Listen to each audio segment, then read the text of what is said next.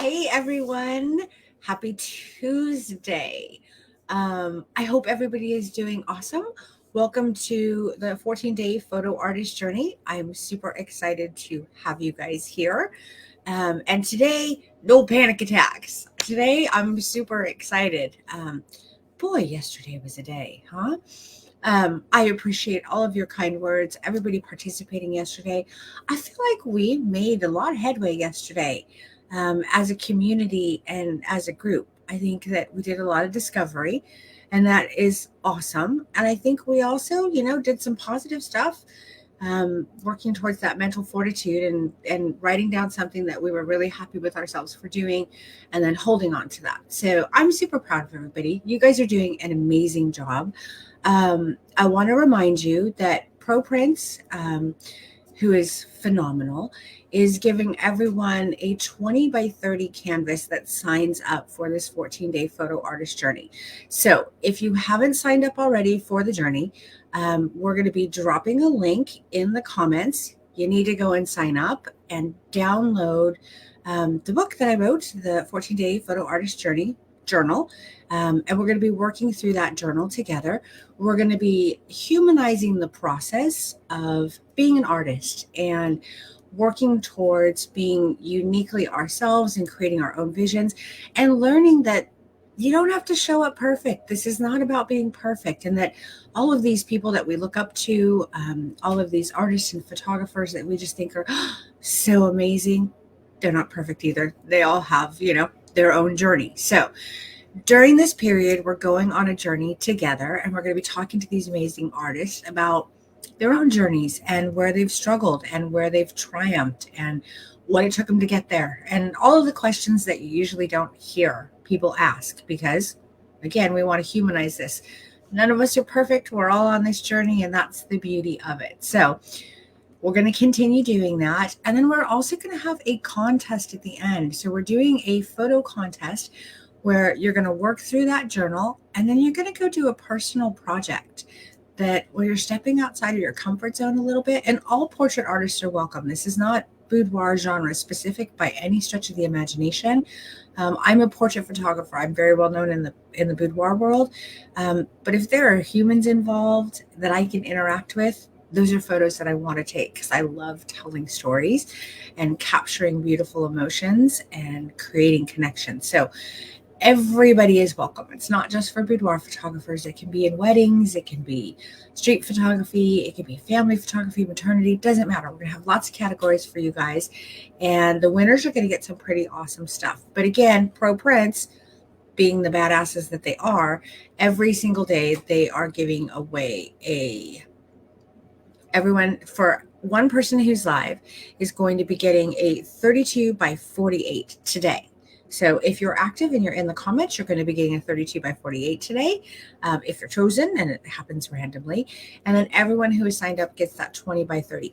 We also have other people who are sponsoring us too. So let me just go through that really quick before we get started with our amazing guest today. So again, Pro Prince is doing the 20 by 30 for everyone. Backdrops by Jeremy. They're giving a 10% discount. This is all going to go out in an email to you guys, but I'm going to give it to you right now anyways. So that discount is PAJ10. So that's valid from now to May 15th if you want one of his beautiful backdrops. I know that I want several, and actually have gotten several.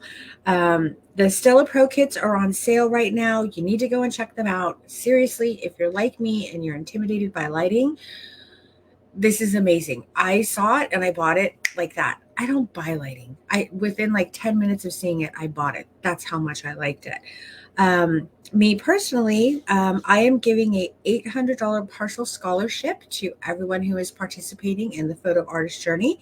And the code for that is AOE23. And then AIBP, which is an amazing community to be a part of if you're a boudoir photographer, they have a 10% off code, which is AIBPSD 2023 for everyone who registers for the photo artist journey. And then Homespun Heart is also coming in with a 10% coupon, and the code is Journey. and that expires on May 5th. And then Tailored Body Jewelry is coming in with a code and a big gift at the end, which is awesome. And Smarketing is also supporting us. And then I want to thank all of our amazing speakers, Jacqueline Tobin, Lacey Morgan, Kiate, I'm not going to try his last name today, Aaron Blackwell, Maria, who we're going to be talking today, and I'm not going to attempt her last name either. I know I've butchered it so many times. I'm going to let Maria school me on that. Betsy McHugh Gibson, Sakara Raven Birdsong. Sound familiar? Elena Marr, Leon Johnson, and Aphrodite Mead. So those are going to be some of our guests. Some of them we've already spoken to, and some of them will still be coming on. And we go live. I'm going live every single day at 10 a.m. Aside from this weekend, I have to go to out of town for a funeral. But we will be streaming stuff for you guys, interviews that I have already conducted. One of them with my daughter. You're not going to want to miss that one. That one should be interesting. I'm doing that one tomorrow night. We'll see what happens. And then there are giveaways on all of these days as well. So you guys want to be here for that. On April 23rd to the 27th, we're going to start accepting submissions for your personal projects. And I know that a lot of you have asked, do they have to be something that you create right away? Or can it be something that you've already done? Ideally, it would be something that you create now after going through the photo artist journey. But if for some reason you don't have time to do that, you can absolutely submit something that you felt was stepping outside of your comfort zone that you had shot previously. April 30th through May 4th will be the judging period. And then on May 5th, the winners will be announced. And there are lots of awesome giveaways happening for that. Okay, so with that, it's time to jump in with Maria. So, y'all, let me introduce a woman who I admire and respect greatly, who's a brilliant photographer and artist, and just an amazing human being. If you don't know her, you should get to know her because she's super rad. And I am so from California, it's not even funny. Okay, here we go. Hey, Maria, good morning. Good morning. Hi, everybody. Can you please pronounce your last name for me? Because I've been butchering it, bro. I'm going to pronounce it like how Americans pronounce it, which would be like Arellano. Arellano. There you go. That's how Americans pronounce it. If you want to pronounce it like I would, it's Arellano. Arellano. There you go. That's perfect. There we go. My husband is Guatemalan and Mexican. Okay, so you got it. A little bit. I still don't pronounce our son's name properly. Elias, which, you know, my husband is all constantly call him Elias, but yes. Eli, whatever. Anyways, thank you so much for your time and for being here today. I greatly appreciate it. And I know that the audience does as well. We're all excited to like be learning from the journeys of artists that we respect and admire so much. And in today's, in kind of our culture within the industry, everybody shows up kind of perfectly, right? We all are like so crafted to show up perfectly. And a really good example of that, and I cannot believe that I personally did this because I am the one who is always like, just show up authentically, is when we were at the Pro Prince competition and you and Yulia were interviewing me. Yulia asked me, so did you have any challenges today, or were there any challenges that you faced? And I was like, no, not really. Like, it's a little cold. I hurt my knee. Dude, total bullshit. I woke up that morning at 3:00 in the morning and I was pacing around that hotel room like a tiger. I was so nervous. I actually got sick. I felt like I did not belong in that group of portrait photographers because there's so many of them are so brilliant. Which is a total lie. You absolutely did. I do. Thank you. But, you know, I have all of those same struggles, but I'm so wired to show up professionally. Mm-hmm. So if I'm asked if I have challenges, it just no came out of my mouth instantly, when the truth was, hell yeah, I had challenges that day. I'm 100% natural light shooter and everybody was out there with lights. And I was like, oh God, totally intimidated. And I wanted to make sure that my work looked completely different from everyone else's. So I took away all of the props that you guys gave us and just stripped everything down.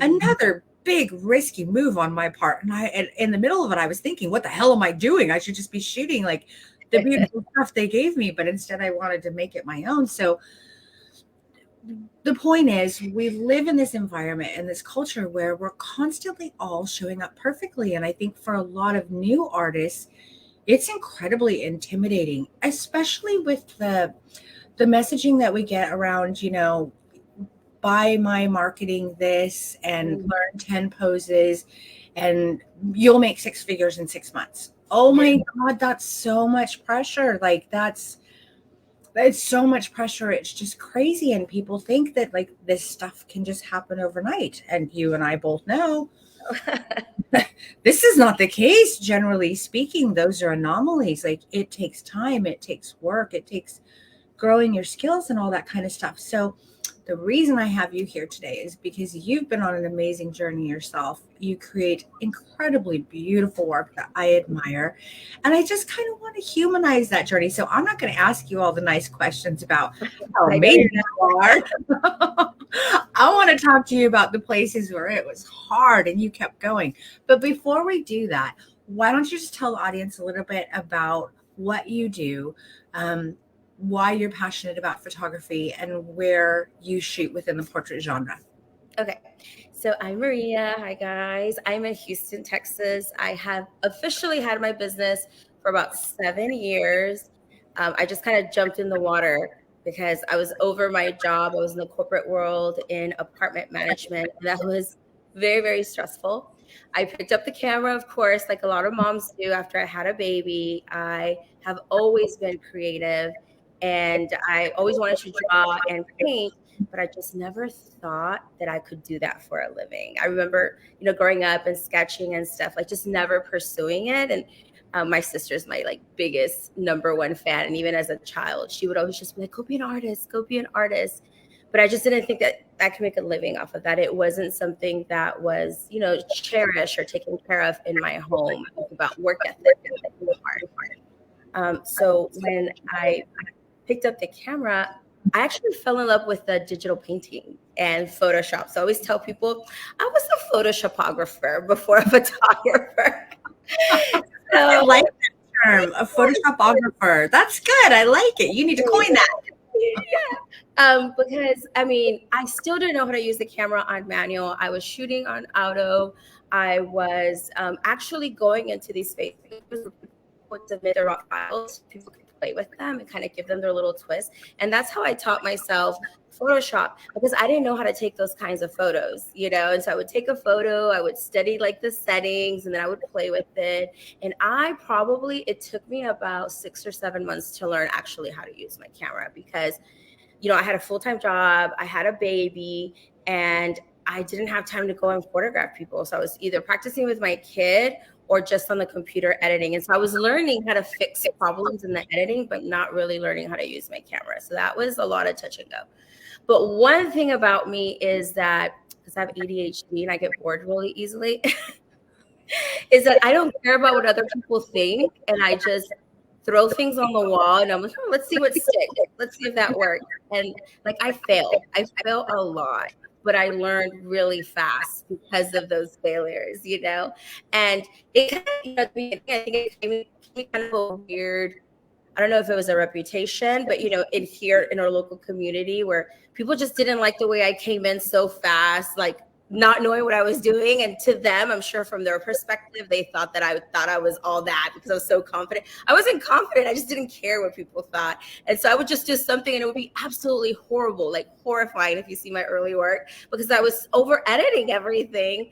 But I didn't care. I was doing it for me. And in no way did I think I was going to be a photographer or turn this into a business. Of course, then you start getting people like, oh, you should do this, you should do this. But the more I fell in love with photography, the more I despised my job.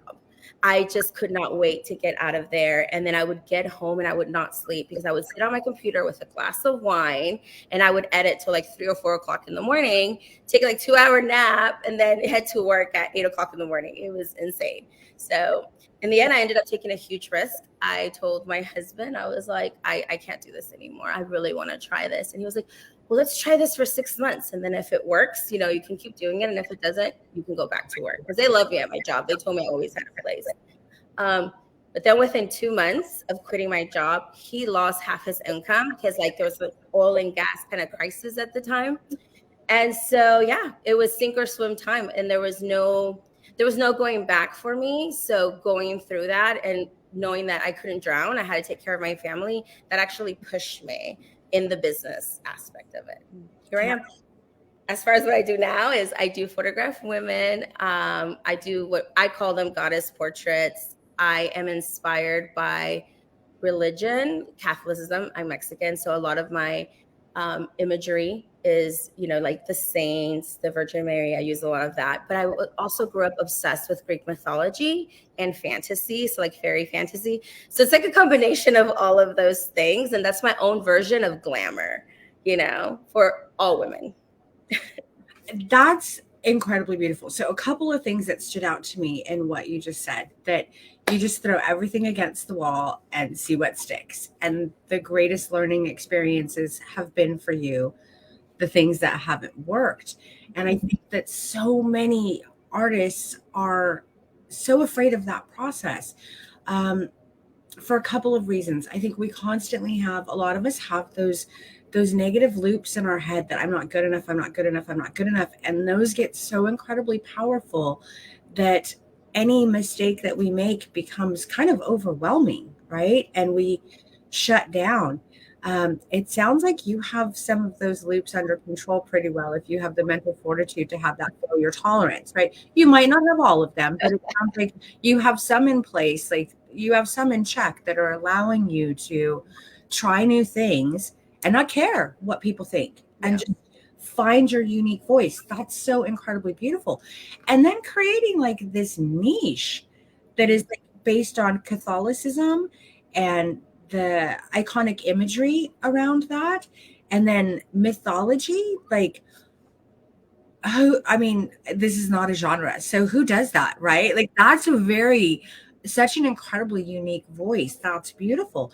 And you're successful while doing it. So this is incredible. And you've incorporated painting Mhm. and sketching with photography, which is always a big like that's something that's very near and dear to my heart. I cannot draw a stick figure to save my life, and I paint like Jackson Pollock. I throw shit at a canvas and then see what happens. Right? That's how I paint. I cannot realism. Forget it, but I'm such a lover of the arts. Like, boy, I can talk to you about any of the periods from, romanticism all the way down to the Dadaist or the Favaist, like all of it, right? Like, I love art so much, especially that intersection where photography was kind of came, was birthed, and how it had such a dramatic impact on what the painters of the day were doing. And so to see someone like you who is mixing photography and art is such a beautiful thing to me. One of my biggest heroes is Man Ray, who was a Dada artist, and he picked up a camera and he started mixing the two mediums together, and he did such beautiful things. So, oh, make my heart sing, because those are the kind of things that I love. And the just the bravery of willing to be able to take those risks. Not that we're unscathed by it, right? There are Well, points that I struggle with that actually, because sometimes I'm like, am I a photographer or am I a painter? And like sometimes I really want to push myself into that painterly area. And then I'm like, no, let me go back. Let me go back because I need skin texture. I need realism. I'm a photographer. So I actually struggle a lot with the combination of the two. lean into it, girl. Just lean into it, because it's a beautiful thing. Like, that's such a unique vision to you. And it's interesting to hear you say that it's something that you actually struggle with. I think a lot of people, when seeing your work, I don't think of any of us would have any idea that that is something that you struggle with, because you create such beautiful work. Like, can you let everyone know where they can find your work and where they can follow you? Definitely on all of social media, you just do Marabella_portraits. That's TikTok, YouTube, Instagram, and Facebook. And then my website, of course, is marabellaportraits.com. I do have an academy as well and a Facebook group. But yeah. That's it. If you Maybe, guys yeah, are those interested in that, like go and join it because her work is amazing. And if someone from my team could actually drop that into the comments, that would be amazing so that people can go check her out if you guys are interested in seeing like this beautiful vision and unique work that she's creating. I would love for you guys to go check her out. Someone just said, yep, love Maria. She does an excellent workshop. There we go. There we go. Okay, so you kind of covered the first question I asked you. What inspired you Mhm. to become a photographer or an artist? Was there a particular moment? You kind of covered that one already. Yeah. So we also covered what kind of photography do you specialize in and what's your niche? We're just jumping in. Yeah, you totally create. The beauty is you created your own. Like you created your own niche, and that's amazing. I think so many of us are, myself included, are afraid to lean into our authenticity. um, I honestly shoot what I think is going to be palatable to the masses, as opposed to just going out and shooting what I wanted to shoot. If Denise just went out and shot everything that she wanted to shot and that's all I did, it'd be some wild stuff, right? Which I actually plan on doing. I'm getting away from this being palatable for the masses. I'm going on my artistic journey as well, and I'm creating my own unique style with that. Um, It's actually funny that you say that because when I see my work, I don't see it as very niche, especially now. In 2018, when I really started going deep into goddess portraits, I didn't really see a lot of people using like the halos or, stuff like that with glam. But now I see it a lot in like maternity. And now I'm like, well, now everyone's doing exactly what I'm doing. So I don't feel very niche at all because I see it everywhere. So I'm glad that you say that you feel like it is. no, I feel like it is. And there are always going to be people who are inspired by you and people who emulate you. Like that's the highest form of like flattery, right? It's like people see that work and they're like, wow. And they want to like emulate something like it. So no, but you are very niche and you're like one of the pioneers in this, obviously. And it's not that it doesn't matter if other people are now doing it, it still is your unique voice. And it didn't matter to you whether it was something in the industry that people were doing or not. It's what you wanted to do, it's what makes your heart happy, and you did it. And that's beautiful. Someone in here asked a question that I think is interesting. What was a failure that ended up becoming a big success for you? These are the questions I'm supposed to be asking. But we have a student in I here. was like jumping in. We have a student in here who is like, let's just get right to it, Maria. What was Actually, I'm glad because that I've talked about this before. If anybody knows me, I know a lot of people here probably don't know me, but I've talked about this before because the reason I actually started photographing women is my passion and stuff was in creating like stories of children and putting them like in storybooks, right? Like their own fairy tales. And I wanted to start with my daughter. So like the first pieces that I did were like of her as Alice in Wonderland or Little Red Riding Hood. And like those were the stories I wanted to create for her as a series. And I remember, and this is also going to go back to business and how I edited my business. So like this failure actually transformed my business and the things and the way I actually pre-sell, I would say pre-qualify my clients. So I don't book with everyone that wants to book with me. But I ran a sale for Valentine's back then. I was doing minis, and this mom reached out to me on Facebook because she had, 3 daughters and she wanted me to photograph them. But she asked a very specific question that kind of gave me like, but I didn't really think about it because people asked. She asked me specifically if I edited my photos. And I'm like, well, that's what, of course, if you look at my work, you can tell it's edited because of the style. So I said, yes, absolutely. All my artwork is edited.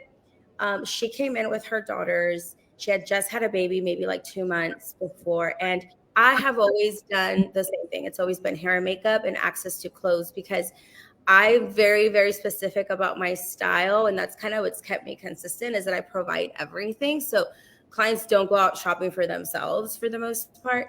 And while I was doing her children's hair, I noticed that her youngest had a lot of bald spots that you could see where she was losing a lot of hair. And so I was like, oh, what's happening? Is she okay? And the entire time that I was getting the girls ready, mom kept talking about her own body. like how fat she was and how she needed to lose weight. Now her kids weren't, I would say her kids weren't small children. You could tell they had a little bit of weight. And they were daughters, and I have daughters, and I grew up with that, with fat phobia. I'm going to say it. And I just kept telling her, you just had a baby, let your body heal. And I would tell her, you have daughters. Don't say that stuff about yourself. And when I asked her about the hair, she goes, "Oh, I think she has anxiety. I think she's just stressed with school. I don't know. Maybe it's because we just had the baby. I don't know." So she kind of kind of tossed it to the side. The girls had a great time. We had amazing photos. We went and took her outdoors. They were fairies. It was beautiful. They had a beautiful time. They love me. Kids love me when I photograph them. That was why I love photographing kids. They're not embarrassed of themselves. They don't hold back. They fully commit. When it was time to do her reveal and she came in, I don't edit photos right before I sell them. So I showed her the photos, and actually back then I was editing photos. So she was seeing all the retouch images, and she chewed me out. Like I was crying because I couldn't believe it. Her husband yelled at me because of the way I ran my business. I offered her to do a reshoot, but she didn't want to reshoot because her daughters were already looking forward to these photos. But the bottom line, because I could not get her to tell me, but I knew what it was, but I wanted her to tell me to my face that it was because she wanted me to liquefy her daughters. She thought they were big. And that, the reason I cried wasn't because I was upset about doing a bad job. It was because I turned into that little girl, because I was those little girls. And I could not picture as a mother seeing your children and not seeing anything but perfection. And it still makes me want to cry. But I realized two things. I didn't pre-qualify her enough because I never spoke to her on the phone. And then the second thing was that I needed to get to these moms, because it didn't matter what a wonderful experience and how much I was trying to build up these little girls in my sessions, because they were coming home to moms that were self-depreciating of themselves, not even of their kids. When I went to do more research on her and actually went to her Facebook page, what I saw was that there were very sexy pictures of herself, no photos of her older daughters, only photos of her baby. So it wasn't that she was trying to keep the kids off social media. To me, it was that they didn't fit the image that she wanted to have. And so that's why I started photographing women. To me, it was a big failure because I had a very unhappy client, but it set a new course for me and what I do and why I do it. That's powerful. There's a lot of people in here saying how sad for the girls, that this is horrible, this is not cool. People unhappy with this mom. And I'm gonna be real vulnerable right now. One of the things I said yesterday, if you guys were on yesterday, I was just having a full-blown panic attack the whole time. Yesterday was a rough day. In my workshops, in the Art of Emotion workshops, when we do the in-person workshops, Maria, we all I call it leveling the playing field. So we all really get to know each other and we share something really vulnerable about ourselves, so that we kind of come together as a community. And there's no oh my God, that photographer is amazing, I'm so intimidated by them, or anything like that. We all come down to a very human level. That's a very integral part of my workshops. And everyone in here is talking about this mom, and it's terrible that mom was like that. I'm going to have to agree. But I'm also going to be just I'm going to put myself on blast right now. Shit. I wish I would have found you when I was a young mom. I really wish I would have found you when I was a young mom. So I had terrible eating disorders when I was younger. I still have them. They don't go away. I still have disordered eating. And I was talking to my daughter not too long ago, and she was talking about having a conversation with one of her girlfriends, and they were talking about childhood trauma. And I was getting a little uncomfortable talking to my daughter about it, because, my daughter's 30, and I know any second now I'm going to hear about some of the trauma that I caused. And I'm a little afraid of what's coming, right? And I was so I just asked, right? Just jump in and do it. So I was Sakara, what traumas? And she was I know that you tried real hard, but there were some things, of course, there always are. But body issues. And my mouth dropped when she said that, because I was so careful to, whenever I commented on her body, if I commented on her body, it was always positive. right? Mm-hmm. If I said anything about her physical appearance at all, I always followed it with like two or three things about who she was as a person so that her value would not become her physicality, like what had happened to me. And I didn't want her to deal with like the kind of body dysmorphia, eating disorders, and all of the jacked up shit that I have going on, right? So I was very, very careful raising my daughter not to do this. And so when she said that, I was like, what are you talking about, baby? I have never said anything negative about you or your body. And she said, no, you didn't. But you were the most beautiful mom in school. And I couldn't bring any boys home because they were all like, damn your mom, right? And all I ever heard out of your mouth was how you weren't good enough, how Yep. you were too fat, how you couldn't eat this, how you couldn't do that, how you didn't want to go this place because you looked this way. It was so self-deprecating constantly that all I could think as a child, Mom, was if this woman who I think is perfect is not good enough, I can never be good enough. So I empathize with that woman who came to you because unfortunately, as a young mother, I did that to my daughter. Um, And so, and it was a huge shock to me as an adult. I didn't even pick up on what I had actually done to her until like about a year ago when we had this conversation. So thank you for doing what it is that you're doing because it's so incredibly important. I realize now, unfortunately, too late, that it's not just about what we say to our children, it's also how we talk to ourselves in front of them. And it's not just about bodies, it's about if I'm a failure, if I effed something up, if I'm not good enough, if I have to quit, if I'm stupid, all of those things. They hear and listen to all of it. So all of you out there, be mindful of that. Be mindful of what we're saying about ourselves in front of our children, whether they be boys or girls. But it's That's amazing that you do that for women. And my goodness, I wish I would have found you when I was a young girl. Like if I could go back in time and come to your studio and be a young mom and hear that message. That's such an important message for us that's all. what just having girls and then putting the photography together just has given me so much more than I've given it to the industry or to even my clients, because that's what has driven me to be better to myself.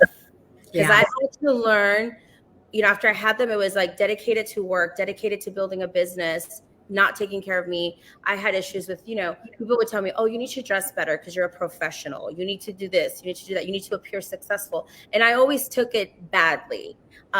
Now I've kind of rewritten that for myself. I still want to be authentic. And there's times I'll show up and my hair will be frizzy and my gut will be hanging out and I'll be in sweats, and that's perfectly fine. But what you won't see me is be like not show up confidently or not put myself out there because of fear. And that's the conversations I have with my daughters all of the time. I'm scared and I know people are going to laugh at me, but you know what? I'm going to be myself plus times 10, And like that's what I do on TikTok. That's what you'll see. You'll see me being goofy and silly. And then the right people find me because of it. And it has opened communication with my daughters, because I talk to them just honestly and I tell them, hey, I'm afraid of messing up. Just honestly, my daughter is going to be 10 going on 25, and we have these conversations. And sometimes I'm like, am I stealing your childhood? And she's like, oh no, I have a great childhood. Like, what kid do you have that can actually sit there and like say, I don't want to grow up because my childhood is great? Like she treasures it, and she loves that she gets to go on adventures with me, and she actually models for my workshops and meets people. And I put her where she gets to see me as a big woman. I'm 250 pounds, teaching workshops, putting myself on YouTube, and not making myself small and taking up space. And one of the things that I laugh about is like, I'm a fat little Mexican yelling at all these white older men, because I'll have workshops and it's all, older white photographers. And I'm like, that's so crazy. But I'm like, because I don't ever want her to step into any situation and feel like she cannot be herself, So photography to me is just, it's given me my whole world, for the better. And this 14-day artist journey is so much about that. Whatever it is that you're passionate about, audience, whatever it is that you're passionate about, and the places where you're afraid, whether it be your size, or whether or not you're articulate enough to be on camera, or if people are going to think you're stupid, or if they're not going to like your work. Like, we don't get to grow and get to the places where we want to get to unless we go out there a little bit afraid. So, the first part of the journey is being self-aware. If you've downloaded the book, phase 1 of this journey is self-awareness. We all have to take stock. Phase 2 is understand what being vulnerable is, which Maria is incredible at doing. Phase 3 is building fortitude, and that's going out there and being brave and doing the things that make you uncomfortable a little bit, but doing them anyway, and making mistakes and learning from those mistakes. Can you give us another example of a mistake that was like less your client's fault and more on you, like more like I really Well, screwed something up and this is what I learned? well, before I go on that, I wanted to say, newsflash: someone's gonna think you're cringy, regardless. Yep. Uh, there's Not, it's always gonna not for everybody. um, more on me. I'm gonna go back to I don't know if you want to go there, but so I'm gonna go there, and then you tell me if I'm going in the right place. But the biggest failure for me, learning lesson, it wasn't even in photography, because I applied to photography now. Um, but I wanted to be a pro wrestler. I was a pro wrestler for 6 years before, in my 20s. And I was doing big things, supposedly. Back then we didn't have social media, so you couldn't market yourself that way. YouTube wasn't big. But I was told a lot by a lot of people, oh, you're so good, you're so talented, you're so great, because I was wrestling guys and I was learning how to wrestle with guys. And at the time, women's wrestling was it was going in the direction of just hiring like Playboy models, just models that were really petite with the fake boobs. They had that Pamela Anderson kind of look, is what they were looking for. Did not look like this. I was also 100 pounds smaller, super fit. But because of my body dysmorphia, my fat phobia, all of those things, I just never thought I fit the look. I never thought I was pretty. I never thought I belonged. And I went all the way up to audition for WWE back then, which, that's the biggest name in the industry. Back then, it was like the only place where you could make a living off of. You couldn't, otherwise it's indie circuit. It's underground. You're just going from town to town, making like $100 a night. So that's where everybody wanted to go. And I was there auditioning. And the owner of the company, the CEO, Vince McMahon, was, we were practicing. We were in the ring, we were practicing, and I got to do a wrestling. They were looking at me, and I was wrestling a girl. And he was sitting in the audience on the phone, and I could see him put his phone down to look at me and watch me. And then later on, I was walking down the hallway, and he walks, and there was no way to avoid him. He was going to walk right up to me. So I'm freaking out inside, whatever, stops right in front of me and goes, I watched you wrestle. And do you know what I did? Blah. Nothing. I said nothing. I couldn't respond. That was my moment. I had his attention. I could have been like, give me a contract. But what held me back was, I'm not good enough and I don't belong here. Other wrestlers, when I was standing next to the other girls, they were like, you look just like them. You look just like them. You're just as small as them, and you're a better wrestler than them. But I, in my head, did not believe that. I remember sitting where, we're all eating before the show and stuff. And I was talking to one of the girls who was just a model that walked in and they hired. And I explained to her, oh, I got to lose my weight. I got to do this. I got to do that. And she was like, whoa, But I see that with photographers all the time. I'm not good enough to start a business, or I'm not good enough to take on customers, or I'm not good enough to do a competition, or I'm not good enough. Everything. You're never good enough. You're never going to feel ready. You're always going to feel like an imposter. If you don't feel like an imposter, then you're not doing something you're passionate about. And I'm just going to drop that right there. Because if you feel like your stuff don't sink and you're the best in the world, then you're not growing. And it also means you're not challenging yourself. Because if you're challenging yourself, you're always going to be uncomfortable and you're going to feel like an imposter because you're not going to be good at something. So that's normal. That was so the direction that I did not expect you to go into, but it's the best direction I think I've ever heard, ever. ever. Yeah, it's fucking brilliant. Like, oh my God. So, okay. So Vince McMahon walks up to That you was like my $1 million contract. Just dropped it in 1 second. says, I saw you wrestle and I'm not good enough. Gross. Right. That's So that negative loop just started going. Right. So what would you have done differently? I would have said, where's my contract? And I guarantee I would have got a job. Looking back now, looking at photos, looking at videos, I should have been there. I have a lot of friends that did make it, that I was on the road with and everything, and they weren't any more talented or anything than me. It's just they were more confident. They believed more in themselves than I did. So can I assert something? Mm-hmm. That wasn't your place then at that time. No, right? It no, just wasn't. I agree. You needed more life experience. You needed to go through being the journey that we're going on right now, right? The journey that we go on, honestly, Maria, every day, right? Sometimes several times a day. Some shit will happen and you're like, uh-oh, need to look in the mirror and figure out what's my part in this. Is it me? Is it somebody else's stuff? Where do I need to make changes? How can I do this better?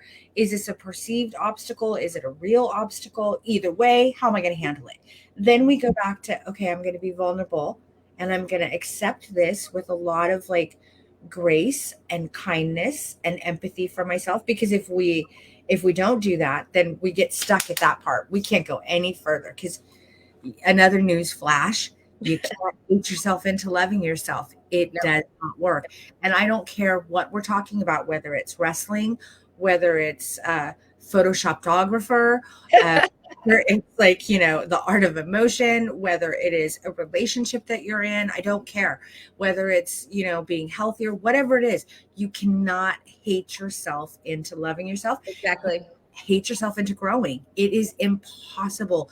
You will constantly hit that block. So vulnerable, we lean into it with empathy and kindness, and then we go out and we change those negative feedback loops by doing things that might be in our head saying you can't do that. You have to reframe those thoughts and those negative loops that have been ingrained in your neural pathways and replace them with the proper story. Dude, I'm sorry that you didn't get that contact and that you weren't in the place to get it at that time, but I am so grateful that you are part of this community and that you are the beautiful artist that you are. And I think perhaps you had a higher calling. But I get what it's like to be in those places where you have that opportunity and you just freeze. Mm-hmm. Just absolute. I don't. I have done so much self-sabotaging in my life. It's the worst part. It's like all our fault. Unbelievable. Just unbelievable. So I fully empathize with you 100%. I was offered one of the biggest photographers in our industry that we all know. She said she thought that this was like 7-10 years ago, something like that. I was the next face of photography in the industry. And she wanted to work with me to shape and mold me. And I self-sabotaged the shit out of that because I wasn't ready for it. And in retrospect, I'm glad that I did, because I would much rather be doing my own thing. But I had an amazing opportunity to be part of something that is now a monster within the industry. And I did everything I could to sabotage that unknowingly. Right. But I did. I absolutely did. So I get it. And I think the moral of this story, guys, is today, download that damn journal and start doing some self-reflection and identify those negative loops that are stopping you from going the places that you want to go and doing the things that you want to do. The things that stopped you, Maria, do you think they were your shit, or was it somebody else's shit that got put in your head? It was everybody's shit and my shit,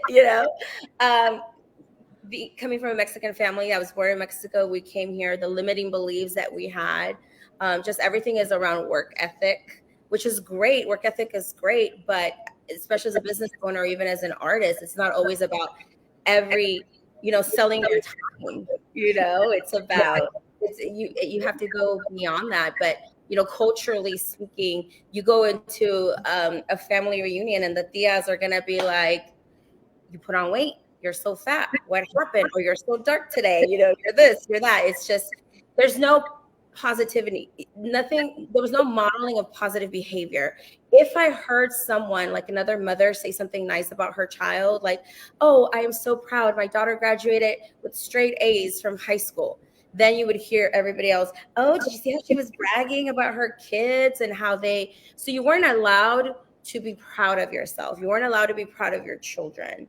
So it's like they want you to look a certain way, but humility is kind of what's set in a pedestal, to where, to me, I was like, humble brag though. Humble bragging about being humble is still bragging, it's just all these messages constantly. And then growing up in the 90s, early 2000s, heroin chic. I wanted to be a dancer. I wanted to be an actress. I wanted to be a performer.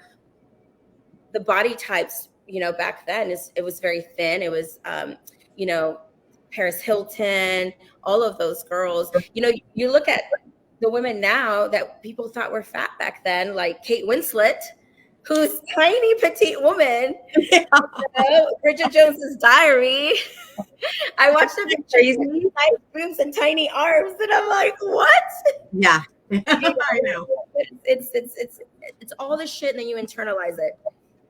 And letting go of those things is very difficult. And those are the clients that I work with, because most of my clients are around my age or older. So they grew up with this baggage. And like our goddess experience is what we do, is go through and break through all of those things and kind of emerge stronger. In spite of that, I'm still worthy, you know? Yeah. And I would even assert to those of you who are listening, all of the stuff that Maria talked about and a lot of the stuff that I talk to you guys about on a regular basis. If you're in the Art of Emotion class, we talk about, shame around just being female. In one breath, we are told that our biggest asset is our physicality, and it is who we are. And in the same breath, we're told, be ashamed of it. Like, how do you reconcile that? And the thing that we need to start doing, the thing that you can start doing today, if you want to start solving this problem right in this moment, is to literally, again, please download that journal and write down 10 things that you believe about yourself, right? 10 things that you believe about yourself that are negative. And then I want you to dissect them. And I want you to figure out, is this a truth, or did this come from somewhere else? Can you think of one? I'll start, Maria, and then maybe you can think of one. So one that I have is that, oh my God, I have so many of them. Pick, Denise, pick one. It's overwhelming. Okay, we're going to just go ahead with my body, because that's a big issue for me. I'm big, right? I have to lose weight before I can show up in the world fully. I have to do that because people are going to look at me and be like, oh God, she's so fat and she's gross, right? Okay, that's mine. I take that, and if I follow that thread, the truth of the matter is I do not have to lose weight to show up in the world. I can show up in the world now. I'm doing it, right? Some people might look at me and say I'm gross, but I wouldn't be interested in dealing with those people anyway. And the truth of the matter is, most people don't give two shakes of a lamb's tail about what my physicality is. They're more concerned with what's going on with them than how much I weigh. It's irrelevant, right? It doesn't even matter to them. Okay, so now we've got the truth about the situation. The truth is, this isn't true. Where the fuck did this come from, though? And why is this on a loop in my head? Where did it come from? It came from being a dancer. It came from being a model. It came from my childhood and the messages that I was told by the adults in my life. So are these my truths? And are they actually truths? No, they are not. Does this live in my head? It does. So this is what we call a negative loop. and it is laid down in a neural pathway. We're going to get all sciencey about it, which I love doing. It is actually laid down in a neural pathway in your head, and it will go, it's on repeat. The longer it's been in there, the harder it's in there, the more it'll go on repeat. And the way you disrupt these things and you start showing up in the world like I'm doing right now, despite that inappropriate belief, is when that thought comes in, you immediately stop it. That's not the truth. That's somebody else's bullshit. The truth is, I am worthy. I am beautiful. I do have value to bring to the world, and I can show up anywhere I want to. Period. It it's not that difficult to do. If you just in the moment, you just keep catching those little things, you will notice such a dramatic change in a very short amount of time. But this is what self-awareness is, and this is how we reprogram those loops. And so I would highly suggest that you all go out and do that. What about you? What is one of your truths or your negative that you deal with? So I'm not going to talk about the body now because you did, but that's a huge one for me considering like the goals that I have. I've always felt like if I was thinner, I would get there faster, or be more successful. That was one. But since you kind of cover that, we're not going to go there. My other one was that I never accomplished my goals. Like I have these huge goals and I get so close, but then something happens and I don't make it. And I don't know if it's because I lose the passion for it or I get burned out. But that was like something that I would tell myself, whether that was with wrestling or becoming an actress in Hollywood. My goals were always really big. And it's like I would go really hard and then just drop them. Like when I dropped wrestling, I just dropped wrestling, and that's one for me where it's like I feel like, am I ever gonna get to the destination? Am I ever gonna make it my goal? Okay. Like for me right now, one of my biggest goals is to explode my online academy and to have this great education site where I'm helping business owners and not just photographers, and leading the way there, where people are living a life where they can take care of their families, create art, and make good money doing it. That's my dream. And I'm like, it hasn't happened yet. I don't have time to dedicate to it. And it's like, is it going to happen? But if I don't get this together, I can't fully commit to doing this. Okay, so where is the negative loop in that? What is the thing that goes on in your head? Is it I that have excuses of like, I have ADHD, I get distracted, I get burned out, and then I quit. okay, so you have a belief, your belief is that you're not going to accomplish your goals. Yeah. Okay. So can you trace that back to somewhere along the line? Because generally, if we don't accomplish our goals, we're self-sabotaging, and Right. that's why we don't accomplish them. Right? You're doing things to get in your own way. Yeah. Hi, I'm super guilty of this as well. Yeah. I do this too, right? That's why I get frustrated. Where did that original thought come from?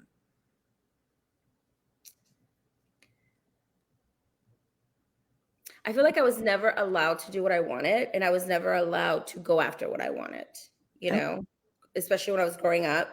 It was very much, we have to do these things. So like if I had an interest in dance or gymnastics or performance, it was never, like I said, it was never treasured. My parents spend a lot of money on things that they prioritize, but me evolving as an artist and with my passions was not one of the things, So when I did get to start pursuing it, it was like, it was just that it was like, oh, well, I can't really be a dancer because I didn't start dancing as a child. So I'm having to play catch up. And even though technically you have talent, you don't have the technique. So you're not good enough to make it as a dancer, but also you're too big. And it's like I would start something and start pursuing it, but then I couldn't finish it. Okay. So to me, it sounds like this is like a loop that's coming from art isn't conducive to being successful, right? And so every time maybe that's it. Help me, Denise. Well, I'm trying to get to that place with you, and you're going to have to go on that journey yourself. But from what I'm hearing in this conversation, it kind of sounds like the creativity, the beauty of creation for a family that immigrated from Mexico that came here and wanted to work and build a better life. You wanted me to be a doctor or a lawyer, not an artist. There were different priorities, right? And understandably so. We're not going to demonize them, but that's the message that you got over and over and over and over and over and over and over again. Yeah. So you have to stop that loop and say, creation is as important, because it is to you. Creation is as important as any of these other endeavors. And so every time you get that loop in your head, like, I can't, nope.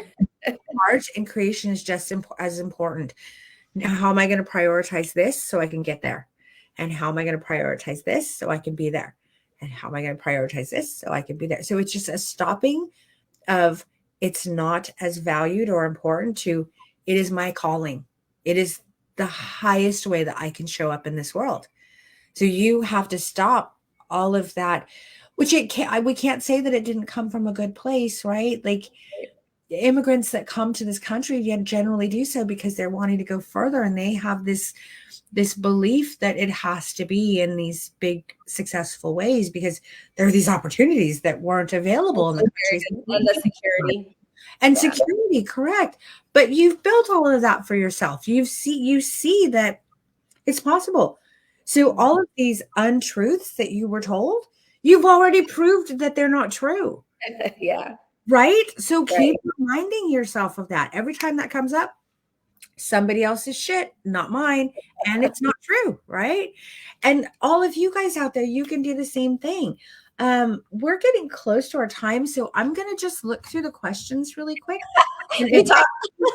I know. The two of us together, we can like questions. Oh, we can be on forever. I love having conversations with you. Let's see. Does anybody have any questions? There's a lot of stuff in here. If you guys have any questions that you want to ask Maria, please throw them into the comments right now.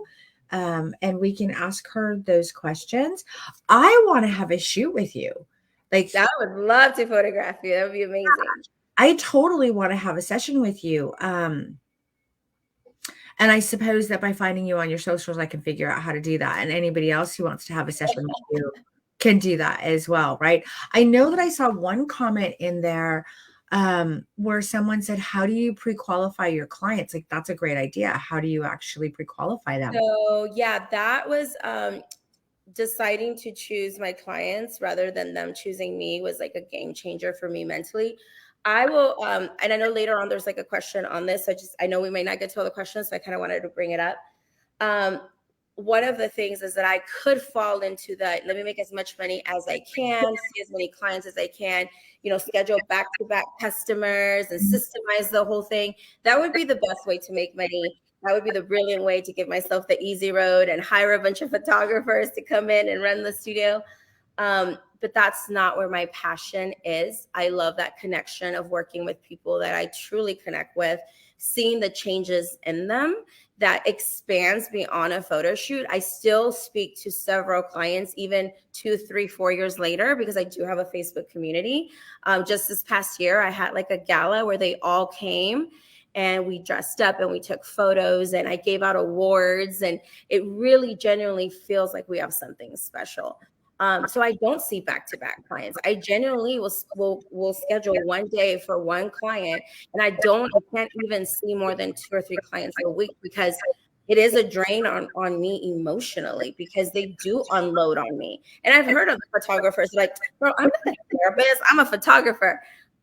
That's not me. I can never connect with that. And so to pre-qualify women and make sure that it's the right thing for me, because we're going to spend so much time together, I call them discovery calls. People will get on the phone to pre-qualify people to do consultations. I don't do that. It does mean that I see a lot less customers. But I set my pricing so that I hit my goals. I everything's paid. I make a good living. I do make 6 figures. It's not all profit. I have overhead. But thank you for saying that. Thank you. Thank you. Thank you. Thank you. But I only see as many people as I want to see. I'm not burnt out because I'm not editing hundreds of images. And I don't, it's I have to see their faces for so long and work with these people for so long, because from the moment they book me all the way through delivery of their products, like I have to like them a little bit, I have to connect with them. And so I find my people, and then the discovery calls, they go like this. Tell me about yourself. Before we talk about money, tell me about you. Why do you want to do this? Why do you need to do this? And then I see, do we vibe? Are we on the same page? Or are you just looking for pretty photos? Are you thinking, if that's the case, there's thousands of photographers. I'm in Houston. I would say there's millions of photographers here. So I don't compete with other people on any of that. I have photographer. I share the studio here, and I have a photographer next door. It's not a competition for me, because my people are my people. I also have a YouTube channel. So there's literally people that find me on YouTube and they'll fly down. I just had a woman that flew down from New Jersey, to come and shoot with me. I know there's amazing photographers in New Jersey, but she connected with me. And I connected with her and her story. And she felt so comfortable. I mean, she came in, I knew everything about her. We went and had dinner together. It's amazing that I feel like I could be friends with these people. I like these people, Yeah. So, and just making sure that I connect with them. I get a lot of divorcees, women who've lost a lot of weight. It's mostly women around my age. So the body image is a huge thing. But even like, I had a woman who basically doesn't have any family. She went no contact with all her family. And, she's never felt pretty. She was never told she was pretty. I connected with that, and she was here and she was in tears and she was crying. When she saw her photos in her album and she opened them, she was just like, look at the color and look at me. This is me, and that's priceless. And if people want that, they're going to find a way to afford it. And because I charge something that I think is fair, I am able to give them 110% and not feel like I've been taken advantage of. Where I can be like, if I need to fix one more thing or change one more thing, it's perfectly fine because I'm getting paid for it. Yeah. Oh, I want to come and shoot with you so bad. Okay. Someone asked, do you physically paint on your images, or do you do that with Photoshop? No, it's all Photoshop. I kind of want to start incorporating the mixed media, but it's just time. It's just the time. But I do want to start exploring that. Yeah. I've been wanting to do encaustic painting on photos for like 10 years now, but yeah, the time. The time. When you come down, we'll just take the whole weekend. I have my my framer that's here, and we'll get some canvas and print your photos, and we'll paint them. We can put it. So much fun. I would love that so much. I would love that so much. I'm coming. We should do a whole YouTube video on it. That sounds great. Yes. Let's do it. Okay. So someone said, how do you find life balance with family in the early days of building your business? How did you find that kind of balance? Or did you? Sometimes I think that's a myth, but I don't know. I'll let you talk about that. It's definitely a myth. Something's always going to go down, right? If I can recommend any book, there's a book called The One Thing. And it's going to help you so much. For me, I will tell you, with ADD, I always have a ton of ideas. But the thing is, if you split yourself into all your ideas, you're only giving 33% to each idea. And in business especially, you got to think of them as sprints. So when you have the energy sprint to make this work, explode it, and get it in a place where it can fund your other ideas. So all the other ideas you have, put them on the shelf so they're bugging you for a while. And then once you have the income going, now you can dedicate to the other, the thing that's still bothering you on the shelf. What's the name of the book again? It's called The One Thing. The One Thing. Okay. I'll find the name of the author because I can't think of it off my head, and we'll put it on there. But that helped a lot, because with my ADD, I just felt like I had to multitask and have so many ideas, and I want to do them all. But it's really hard to do everything, right? Something's going to always fall through the cracks. So choose the one thing. If you're trying to make a living doing this, then business has to be a priority. So it's sales and marketing.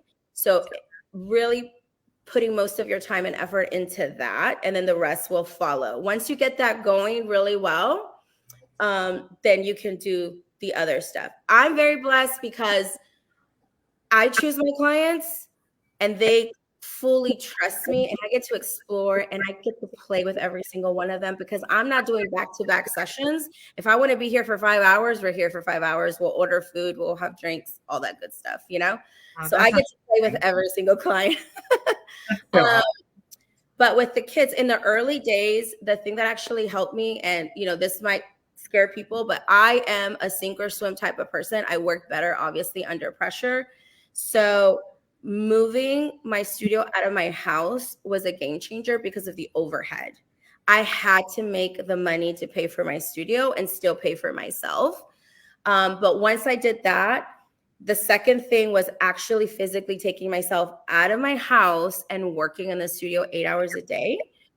Because then when I come home, I was home. Hmm. The problem was if I was working at home, I was always working. If, I would come down for dinner, put the kids to bed, back to the computer and working all night, Whereas when I was coming into the studio, I had my office in the studio, I would work for my 8 hours and I could leave and not feel guilty because it was 8 hours of uninterrupted work time. Yeah. Oh my God. Yeah, I have a studio, but I also do a lot of work for my house. Clearly, here I am. Yeah. And boy, I need to go work in the studio. Okay, awesome. Well, again, tell us where we can find you. One more. MarabellaPortraits.com or on social media. Definitely check out my TikToks. It's at Marabella_portraits. Okay. So Marabella, again, Marabella_portraits. Go follow her. Thank you so much for sharing with us. I appreciate your time and you. And I just think you're such an incredible woman and such a beautiful artist. And I'm so grateful that you came on here and shared all of this with us. This was a great conversation. I really enjoyed it. Yeah, me too. So we're going to have a winner of the Pro Prince. 30, what is it again? 36 by 42. 32 by 48. Dude, keep your numbers straight, Denise. So can I get that? Let's see. Where's my phone? Oh, there it is. Let's see if we have our winner. Denise, I want to invite you to my group to do an interview of you in my group. Oh, I would love to. That would be awesome. Let's see who our winner is today. Okay. Erica Lee Caruso, you won a 32 by 48 Congratulations. And I want to thank every single one of you for being here. Don't forget, go sign up for the Photo Artist Journey. Download that workbook. If you want to start working on some of the things that Maria and I were talking about today, this is the way that we get there. We have to, like she said, throw things against the wall.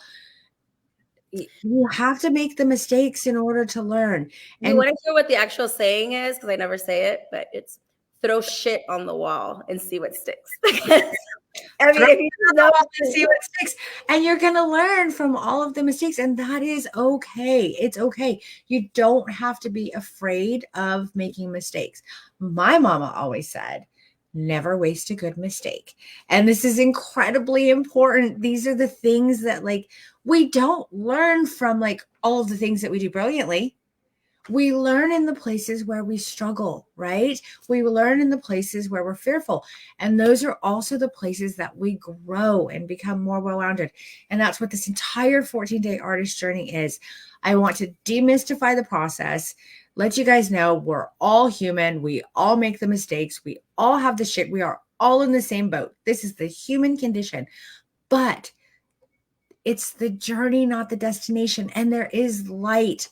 Maria is the light today. You are the light in this journey.